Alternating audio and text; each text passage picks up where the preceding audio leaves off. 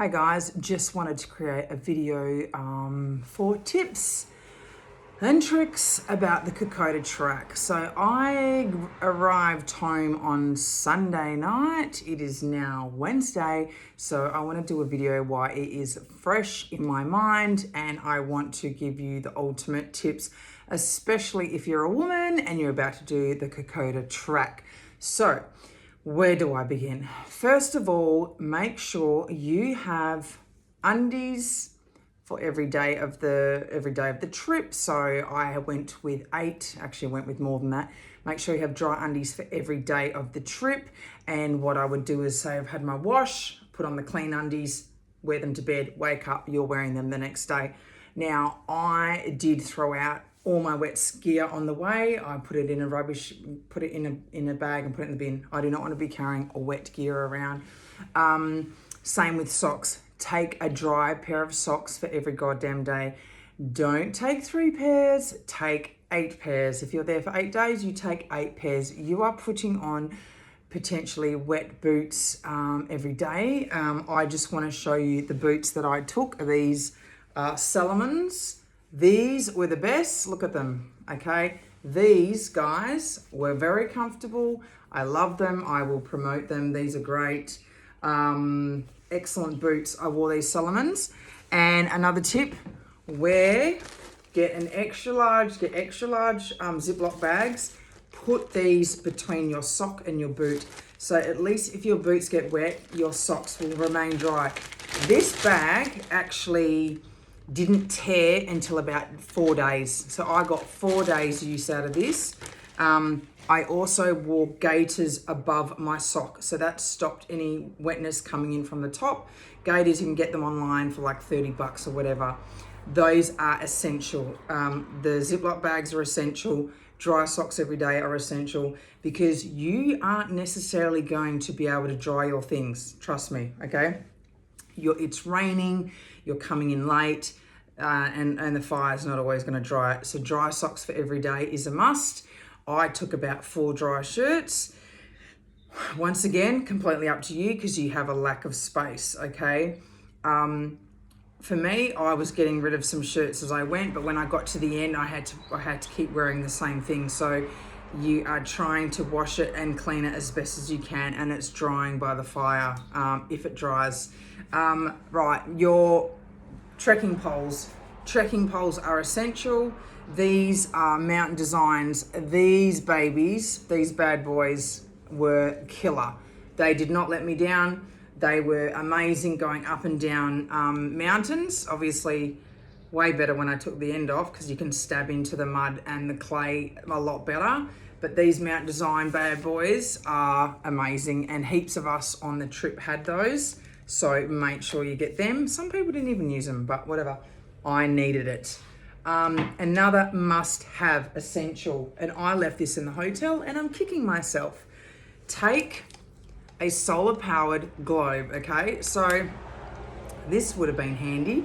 I could have hung it in my tent. I could have hung it in the huts because most of them didn't have electricity or anything at all. But this would have been super duper handy to have. I got this online. So clearly that's solar. And yeah, honestly, take something like this. You will need a head torch, headlamp. That is essential. Do not forget one of those. Otherwise, you're not going to know where the hell you are going. Another thing, toilet paper. Take plenty of toilet paper. I took 3 rolls. That was not enough. I'm a lady. And I was limiting my toilet use. So there aren't toilets along the track. You will have a toilet at the camp, but getting to camp, so say lunch and dinner, they are few and far between. So you could be waiting 3 hours before you go to the toilet. So limit your liquids in the morning and at night. I would not be having cups of tea in the morning or a cup of tea. Really limit that because you don't want to be needing to go to the toilet an hour later. And if you need to go to the toilet, you've got to try and find somewhere on that track, which is near on impossible. So really limit your tea drinking, that kind of thing before the walk. And make sure you've probably got minimum 3 to 4 rolls. I would say 4 rolls. If they're big rolls, obviously that's different. Obviously hand sanitizer is essential. What else? Oh, chamois. Now, I haven't got my chamois because I left them back in Papua New Guinea. Take 2 chamois. They are essential. These guys help you to mop up any water, which is really important, especially in your tent, because when you're setting up the tent and it's raining, water's going to get in. Those chamois are brilliant. They can mop up the water, screw it out, or they can actually suck up, absorb the water in your boots. So take 2 chamois. They are an absolute must. Invest in a good backpack. My backpack, I wish I'd gotten a better one. It did the job though, and it got me through. I would invest in a decent backpack, spend a couple $100 on it minimum. You know, you want good support on the shoulders, around your chest and your waist. You want a good strap. You want it to be a sturdy backpack that is going to be really good for you, because you're carrying that goddamn thing for 8 days. Obviously with a water bladder in it. Making sure you've got a substantial medical kit. We found that we're using Band-Aids a lot, pseudo cream, strapping tape. My knees going down those hills and up those hills were killer. So definitely pack some strapping tape. I know that it's suggested anyway, but I found that I really, really needed that.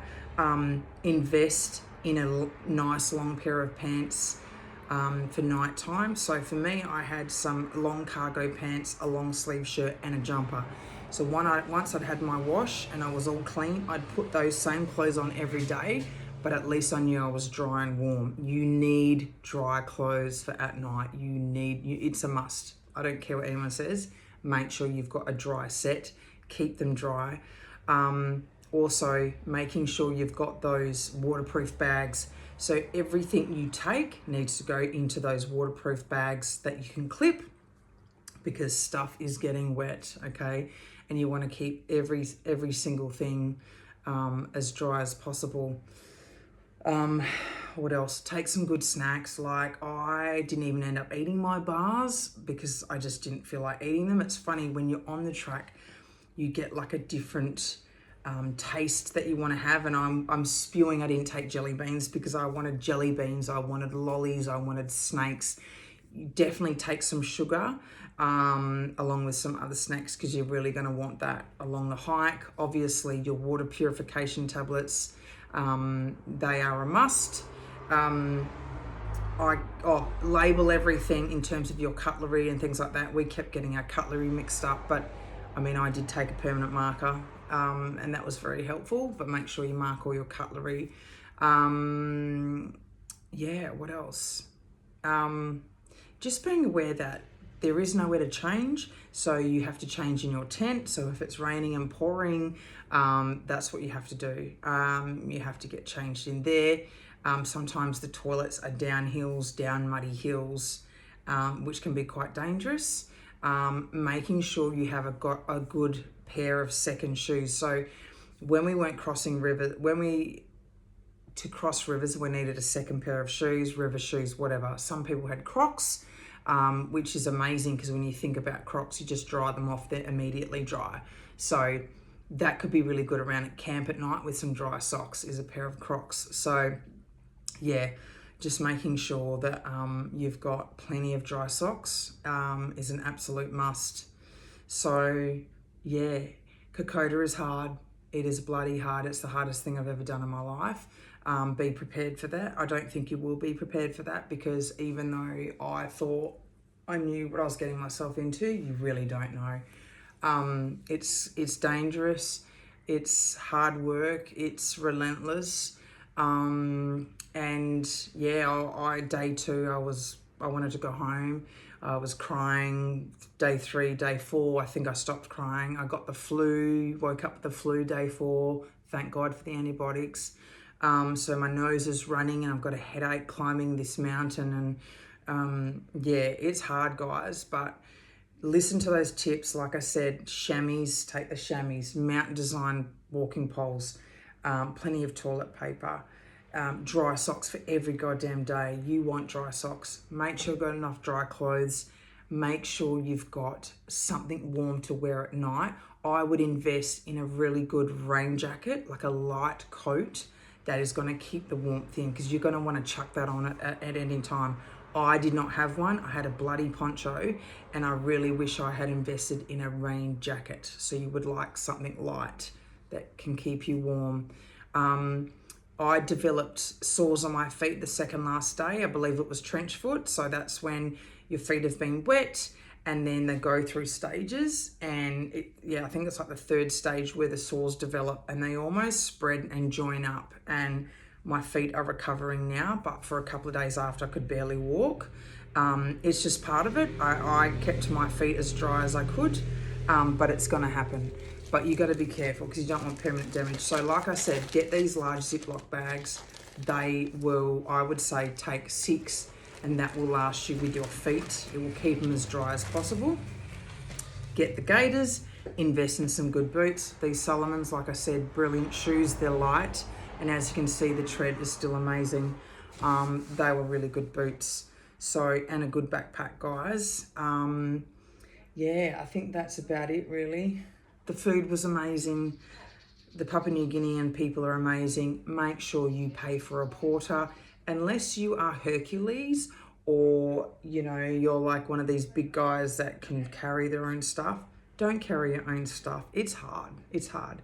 It's hard enough with a backpack, with a 5 kilo backpack. Do not be a hero. Pay the porters to help you. And I would just say, good luck on your trip and keep those feet dry as much as possible. Keep yourself dry as much as possible. Oh, invest in a good mattress. My mattress was shit. It was expensive, but shit. Just keep yourself dry, keep yourself warm. And like I said, solar light. If you can remember to take one, solar light. Because even if the